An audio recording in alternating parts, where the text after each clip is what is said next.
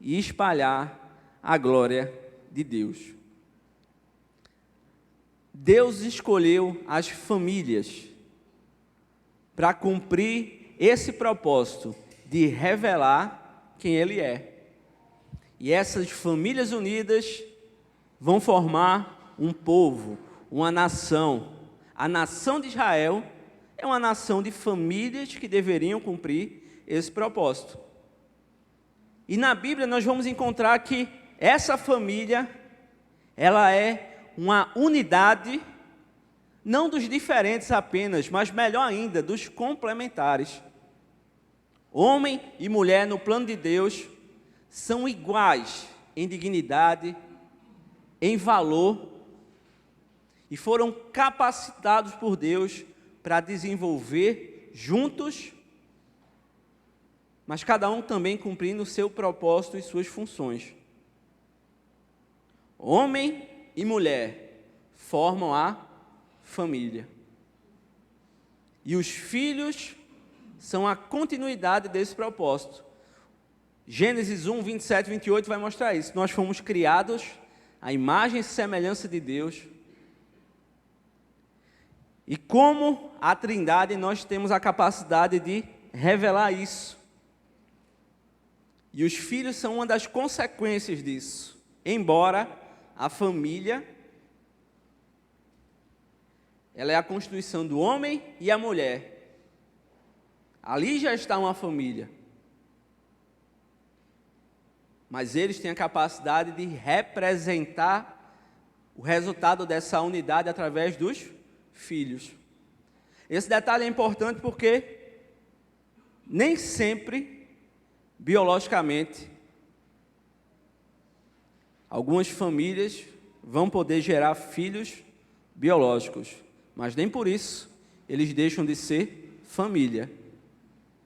A família está ali, homem e mulher, mas Deus deu à grande maioria essa capacidade. E o propósito da família seria esse: gerar adoradores, reproduzir essa imagem e semelhança.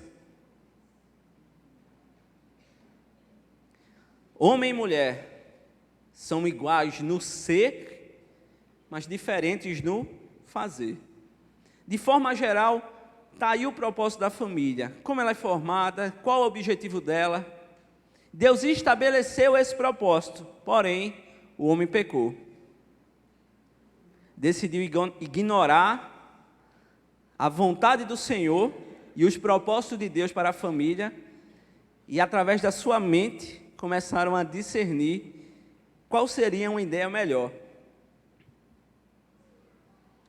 E nós estamos num grande problema. Apesar de nós sermos pecadores, ainda temos outras questões que vão influenciar a nossa vida para que cada vez mais eu e você não venha a cumprir o propósito de Deus, que é o que nós chamamos do grande problema do ser humano: a carne, o mundo e o diabo. A gente não pode ser ingênuo de achar que fazer a coisa certa só depende única e exclusivamente de nós, e que o mundo é um lugar neutro. Nós já estamos numa grande desvantagem, porque a nossa carne é pecadora. O mundo, o sistema desse mundo é contra Deus, e o diabo também milita contra nós. Dependendo da sua visão cristã, você vai dar uma importância maior a essas coisas. Alguns vão culpar que o grande problema é o diabo, mas eu coloquei a ordem que eu acredito que seja o maior problema. O maior problema é interno, começa em nós, é a nossa carne. E mesmo você sendo um cristão lavado e remido pelo sangue do Cordeiro, existe todo um sistema, o mundo todo está contrário a esse propósito.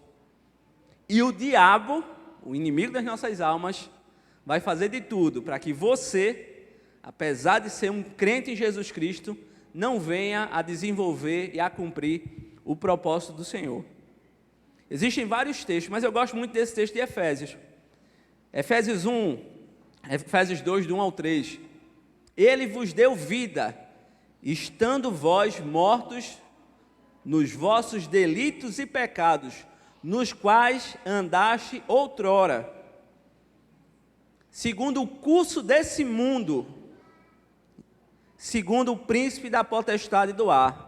Então o mundo está contra nós, o diabo está contra nós, mas ele segue. Do espírito que agora atua nos filhos da desobediência, entre os quais também todos nós andamos outrora, segundo as inclinações da nossa carne, fazendo a vontade da carne e dos pensamentos, e éramos, por natureza, filhos da ira, como também os demais. Então o apóstolo Paulo está dizendo a nossa condição antes e agora, mas a carne ainda milita, o mundo continua furioso contra a verdade do Senhor, e o diabo nem se fala.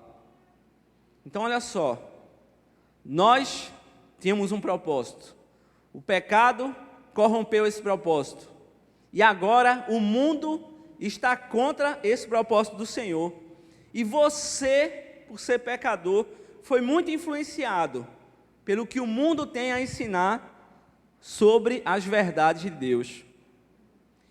E nesse período, eu fui dar uma pesquisada, porque desde o Éden o homem é pecador, e o pecado sempre vai ser pecado, mas parece que à medida que a humanidade evolui, a gente vai criando novas formas de pensar e viver uma vida pecadora. Então eu fui buscar um pouco de algumas fontes externas, e achei um livro muito interessante, chamado A Cultura do Narcisismo, de Christoph Lasch, que é um historiador não cristão, que ele vai criticar a forma como a sociedade, tendo como exemplo a sociedade nos Estados Unidos, se tornou. E ele vai chamar que essa cultura do século 20 e 21 é uma cultura narcisista. E como é que a gente pode caracterizar essa cultura? E lembrando que esse livro é de 1970. Ele diz que essa geração narcisista é uma geração que perdeu a falta de propósito. Por que nós estamos aqui? Para que estamos aqui? Não existe sentido, não tem propósito, é tudo vão. E foi acontecendo uma mudança. Antes nós pensávamos em como humanidade, apesar do nosso pecado, evitar desastres coletivos. A humanidade precisa se unir, precisa fazer alguma coisa, mas isso foi mudando. Então, ao invés de pensar no coletivo, a sociedade narcisista pensou apenas na sobrevivência individual. Se não tem propósito, eu vou pensar em mim mesmo. Eu desisti de mudar o mundo. O mundo não vai mudar. Eles tiveram até uma consciência um pouco correta. Olha, o mundo, do jeito que está, não vai mudar. Então não adianta eu pensar num propósito que envolva a humanidade. Eu vou pensar só em mim. Não adianta eu pensar naqueles que virão. Eu vou pensar só em mim. E houve uma grande troca. O homem que perdeu a ideia de propósito, ele viu a religião como algo inútil. Não tem propósito, não tem sentido, não tem céu, não tem inferno. Então, eu tenho que cuidar de mim. E esse homem narcisista, ele trocou a religião pela terapia. Olha, o mundo é um lugar sem propósito. Então, a única coisa que você pode fazer por você é se sentir bem. Então, nós trocamos o pastor pelo terapeuta. A palavra de Deus e os seus propósitos por um propósito muito individual. Seja o que der para ser e tente ser feliz da forma que você encontrar. E ele vai dizer o seguinte, ó: o clima contemporâneo é terapêutico, não religioso. As pessoas hoje não têm fome de salvação pessoal, muito menos de restaurar a antiga era dourada, mas sim da sensação e da ilusão momentânea de bem-estar pessoal, saúde e segurança psíquica. Salvação não é problema mais para mim, eu nem penso nisso, então eu tenho que me resolver aqui. Aí olha para o passado, no passado as pessoas pelo menos tinham isso. Não me importo com o passado, eu não me importo com a história, eu não me importo com o que vieram antes de mim e muito menos com quem vai vir depois. Eu estou preocupado é comigo, hoje, aqui, agora. Então eu vou cuidar apenas do que eu posso, da minha saúde, da minha segurança mental, psíquica, do meu bem-estar. E isso influenciou tudo, inclusive a forma de se pensar família. E esse mesmo autor vai dizer: enquanto a família perde não apenas suas funções produtivas, mas também boa parte das suas funções reprodutivas, homens e mulheres se tornaram incapazes até mesmo de criar seus filhos sem a ajuda de especialistas certificados. Parece que esse homem terapêutico, ele realmente não consegue viver. Ele se olha para si e ele não vê capacidade nele mesmo de resolver os seus pepinos. Ele precisa de ajuda, ele é carente de que as pessoas mostrem a ele a aprovação, de que ele está no caminho certo, de como ele pode viver. Então, a família, ela perdeu o propósito. Antes, as pessoas achavam que a família tinha um papel a cumprir. E mesmo que eles excluíssem Deus da família, eles ainda acreditavam que a família era uma estrutura importante para a sociedade. Mas agora nem isso. E até o fato de terem filhos perdeu totalmente o propósito. E eles nem sabem mais como criar. Eles precisam que alguém vá lhes ensinar como criar seus filhos. Esse é o estado do que o Philip Lesh critica como uma sociedade narcisista. É realmente um grande vazio de um homem que só olha para si e excluiu Deus. E olha que ele não é cristão. Ele vai dizer também, o narcisismo representa a dimensão psicológica dessa dependência.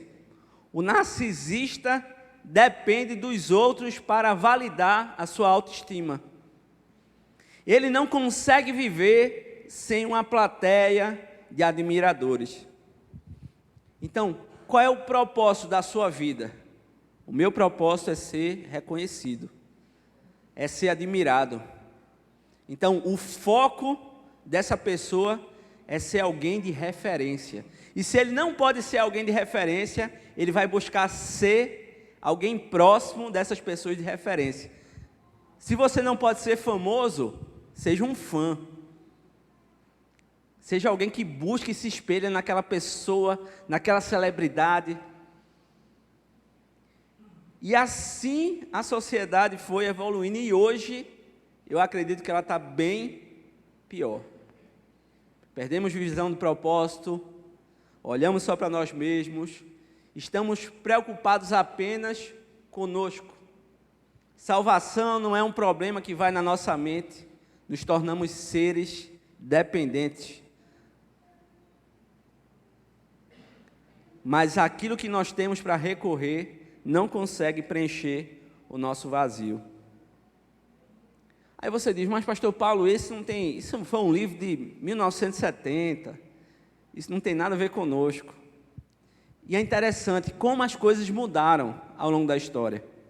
Quando o ser humano tira Deus de foco, ele vai tentar colocar aquilo que ele acha que é a sua sabedoria para resolver os problemas. E nesse livro, eu vi algumas coisas tão interessantes. Por exemplo, como criar filhos. O autor mostrou a evolução na década de 30, de 40, de 50, e por aí ele só deu uma direção.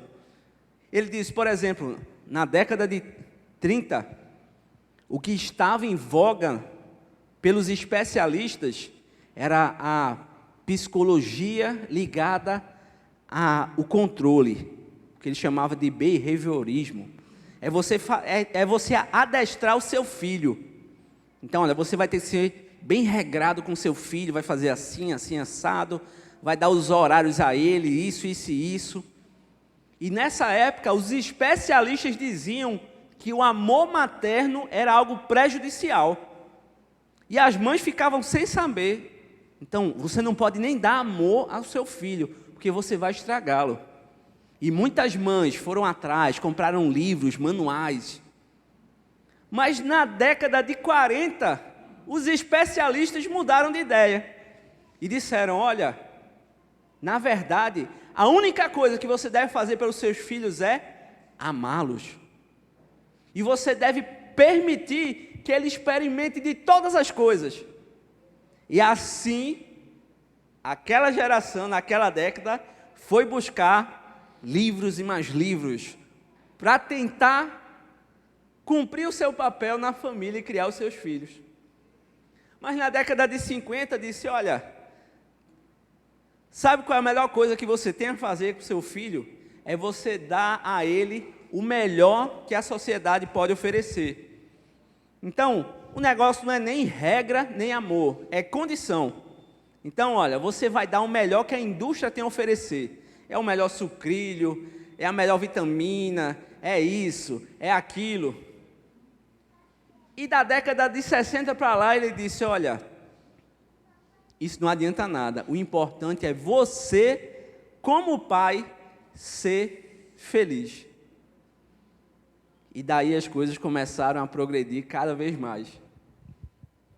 E hoje você pode dizer, mas isso não tem nada a ver com a gente.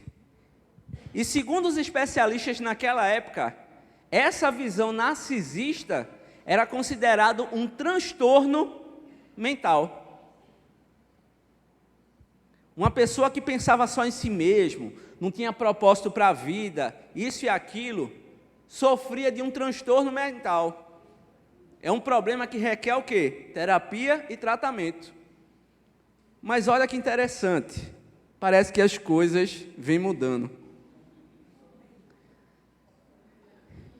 E na edição do Manual de Diagnóstico e Estatística de Transtornos Mentais, DSM, eu acho que eu achei o mais atualizado, que eu penso que é o 5, que ele foi de 2013 e só sofreu algumas atualizações. Ele propõe a eliminação da desordem de personalidade narcisista.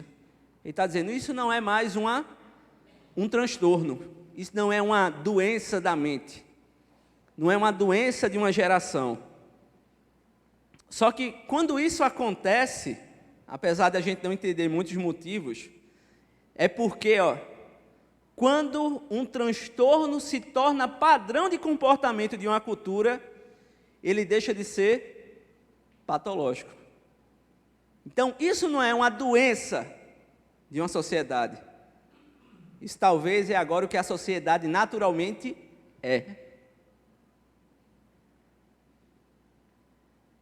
Então, nós, ou melhor, a geração que nós temos agora, é uma geração extremamente narcisista. Isso não é o problema, isso agora é o natural. Vocês chamam o que é mal de bem. O que é certo de errado. E eu vi um vídeo essa semana que eu achei até interessante. A menina mostrando, olha, você agora não deve dizer assim, procure estar bem nesse período. Não, agora o que você tem que dizer é como você vai viver a sua ansiedade, ainda sendo produtivo. Como você vai viver a sua depressão, sem se matar. Como você vai viver no mercado de trabalho sem ter uma crise de fúria? O que ela está dizendo, em outras palavras, é: a sociedade é assim. Tentar imaginar que você pode ser contrário a isso é impossível, é estranho. E parece que a gente está sendo levado a acreditar que ter crise de ansiedade, eu não estou dizendo que crise de ansiedade não exista, mas parece que está se tornando algo extremamente normal. Talvez se você chegar para alguém e dizer, olha, qual é o remédio que tu toma para a tua crise de ansiedade? E alguém chegar e dizer, não, nunca tive crise de ansiedade. Oxê, vai se tratar, menino, toma o nome do meu médico aqui, procura ele, tem algum problema com você. Você não toma um ansiolítico, você não toma um antidepressivo, alguma coisa tem. E parece que é assim mesmo. Eu quero fazer algumas ressalvas, porque eu não estou dizendo que os especialistas em si são um problema. Mas veja, existe sim muitos avanços que os especialistas trazem para nós, envolvendo a saúde física, saúde mental, educação e tudo mais. Porém, nós não podemos ser ingênuos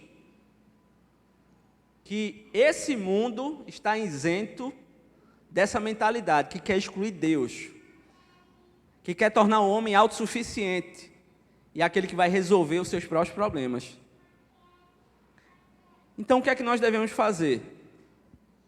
É perceber, conhecer e buscar na palavra de Deus como agir contra essa cultura.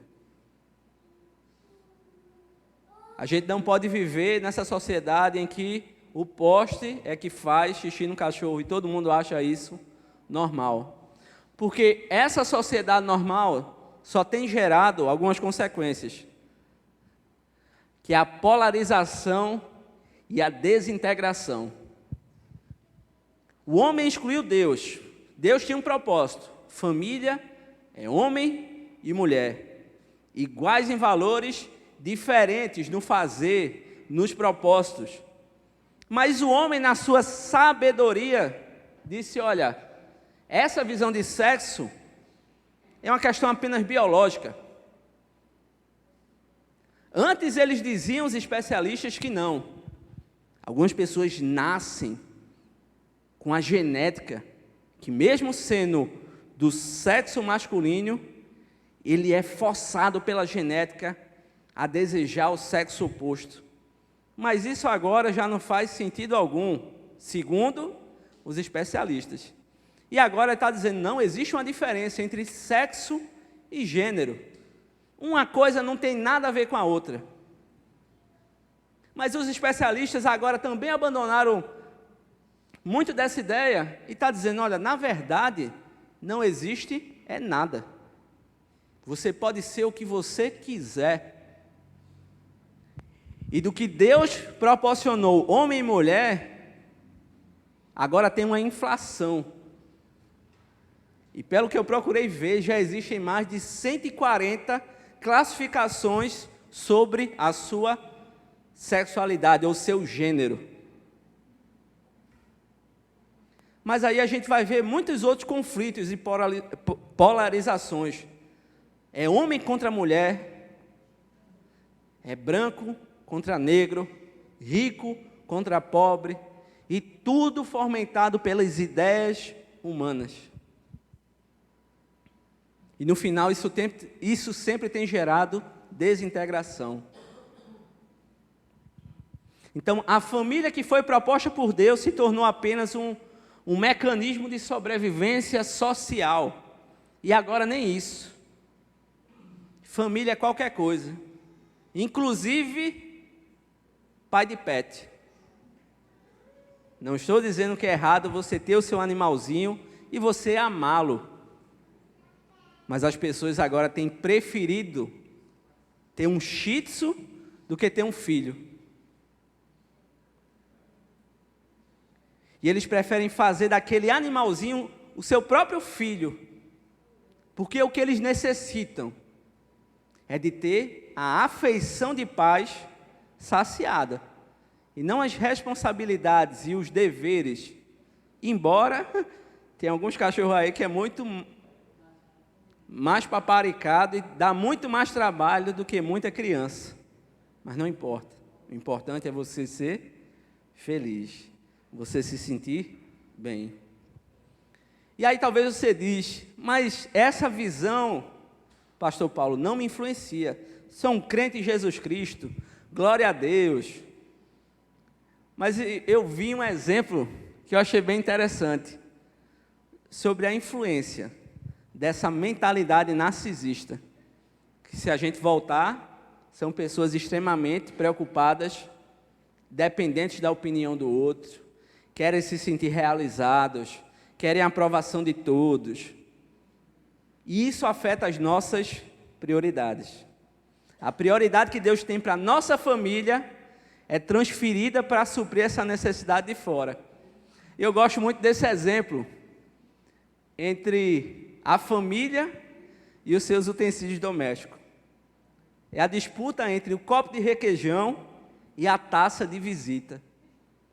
Você não acha um pouco estranho o fato de que, para a sua casa, para a sua família, tudo bem até eles usar o copo de requeijão, mas se vem alguém de fora, se vem uma visita, você vai lá naquela caixinha especial, talhete, tudo bonitinho.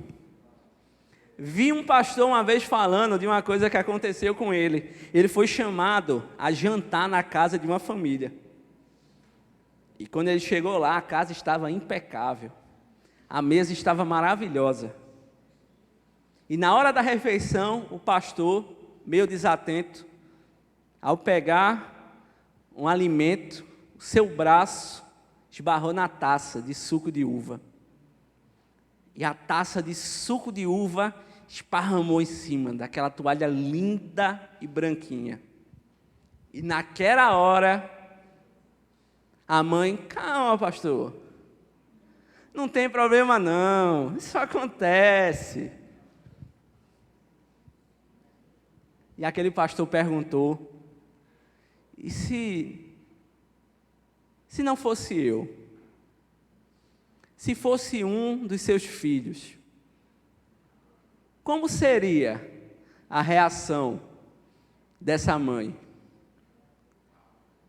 Não vamos falar só de mãe não, vamos falar também de pai.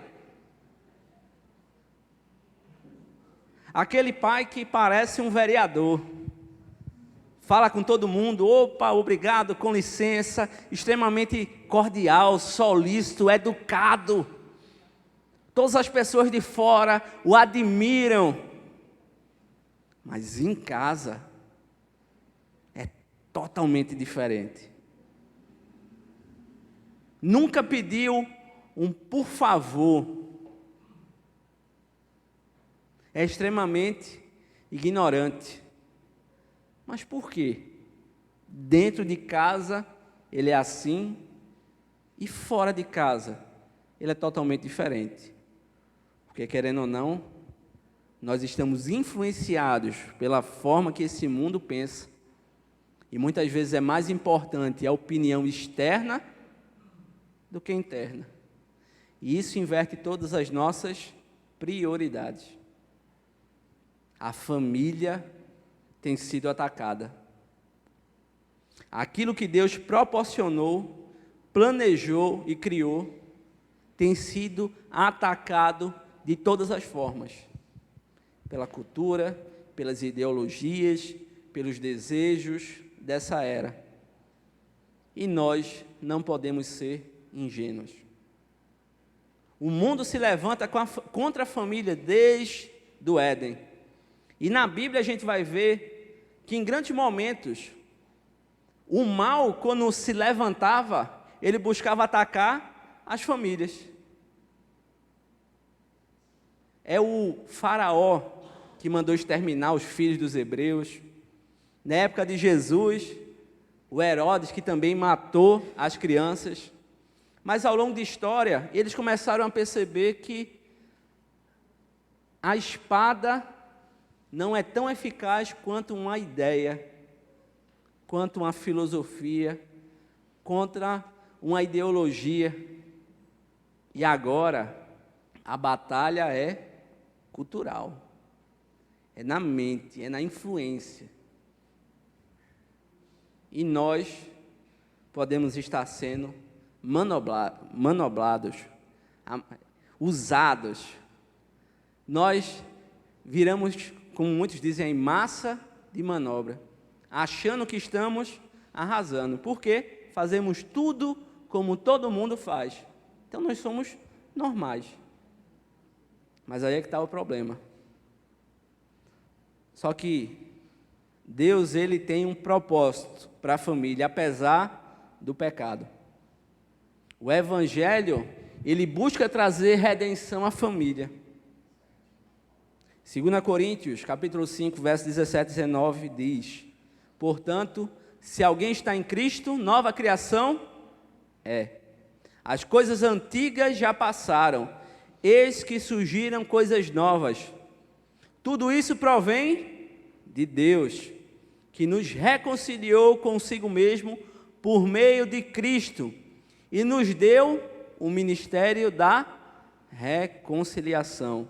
Ou seja, que Deus, em Cristo, está reconciliando consigo o mundo, não lançando em conta os pecados dos homens, e nos confiou a mensagem da reconciliação. Cabe a nós, homens, mulheres, famílias que foram resgatadas pelo Senhor, cumprir esse propósito de redenção. A família é uma das ferramentas mais poderosas para trazer essa mensagem, para propagar essa mensagem nesse mundo que está cego, nesse mundo que está confuso. Mas aí eu quero trazer algumas aplicações, que na verdade são questionamentos. Como têm sido suas prioridades? O que é que você tem valorizado mais? Como você tem olhado a sua família? A sua família é uma dádiva de Deus, de fato? A sua família tem um propósito a cumprir? Ou simplesmente você vive um arranjo social? Isso muitas vezes a gente pode medir através das nossas prioridades. Quanto tempo você tem dedicado a restaurar e redimir a sua família?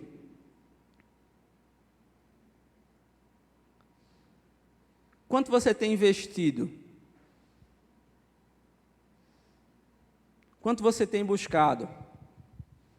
E não é apenas lazer, mas também é buscar conhecimento, buscar ferramentas, buscar não de especialistas humanos, mas a começar pela palavra de Deus, o que Ele tem a nos dizer e nos ensinar sobre família. Será que você vê a sua família, de fato, como o seu principal ministério? Essas são perguntas que nós sempre devemos fazer. Como é que você tem investido seu tempo? Jovens, a gente tem vivido num mundo que ele tem nos impulsionado a investir todo o nosso tempo com muitas coisas. Parece que a gente tem que saber de todos os filmes que estão sendo lançados, de todas as séries. A gente tem que conhecer e estar por dentro de todos os esportes, todos os campeonatos. Mas quanto tempo você tem investido para conhecer a vontade e o propósito de Deus para você, para a sua vida, para a sua família e a sua futura família? Então tudo isso serve de um alerta. E é por isso que eu espero ter todos vocês aqui amanhã. E se não puderem estar aqui amanhã, vocês busquem ver a mensagem do pastor Daniel e não se contentem apenas com isso. Busquem ao Senhor, clamem ao Senhor, recorram a Deus, invistam nas suas vidas e na vida da sua família. Porque a família é o bem mais precioso que Deus lhe concedeu. Vamos orar? Pai amado, nós queremos te agradecer, Senhor, porque Tu és um Deus que tem propósito, que a Tua vontade é boa, perfeita e agradável, e que nada, Senhor, pode frustrar a Tua boa vontade. Nós te clamamos, ó Deus, porque no Teu plano perfeito o Senhor projetou o homem, a mulher, a família, com um propósito e um privilégio maravilhoso de revelar um pouco de quem o Senhor é, como esse Deus que é Pai, Filho e Espírito Santo, vive em harmonia, onde apesar das diferenças, um glorifica o outro. E assim o Senhor deseja também fazer de nós, Pai, pequenos representantes desse grande mistério. Nós te clamamos, Senhor, porque o mundo é contrário aos Teus planos, aos Teus propósitos. E ao longo da história nós temos visto que cada vez mais aquilo que é importante e precioso para o Senhor tem se tornado irrelevante. E sem perceber, Senhor, nós temos agido e sendo influenciados. Cada vez mais temos nos tornado mais um na multidão. Temos desejado o que todo mundo deseja, temos buscado o que todos buscam, sofremos pelos mesmos problemas e parece que temos perdido, Senhor, o propósito que o Senhor tem para essa humanidade, que em Cristo Jesus pode ser restaurada, está sendo restaurada e será redimida. Nós te pedimos, Senhor, pelo Teu povo, te pedimos, ó Deus, por cada um de nós, que entendeu o chamado da salvação do Teu Evangelho, mas talvez tenha se deixado levar por outras mensagens e tem perdido a visão e o propósito que nós temos como Teus adoradores, como Teus filhos, como a Tua igreja, como famílias criadas pelo Senhor.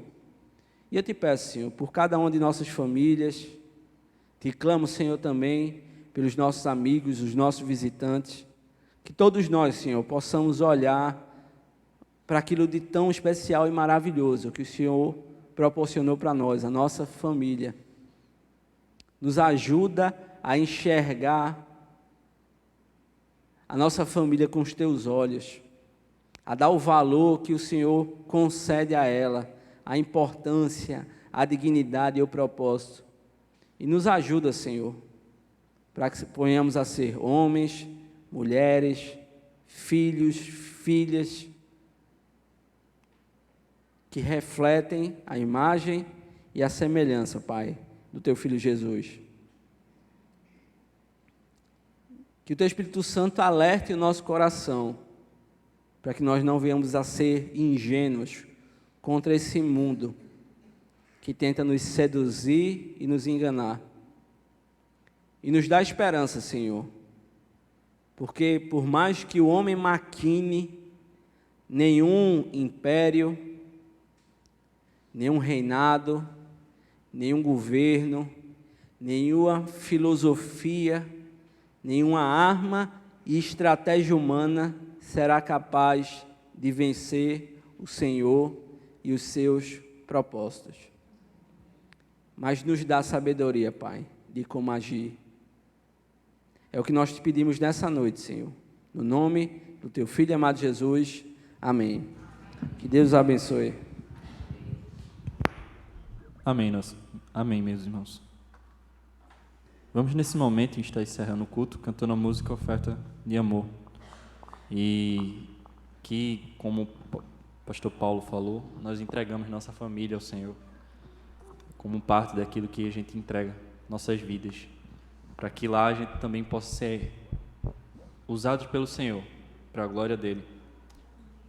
Então, nesse momento a gente canta a música Oferta de Amor.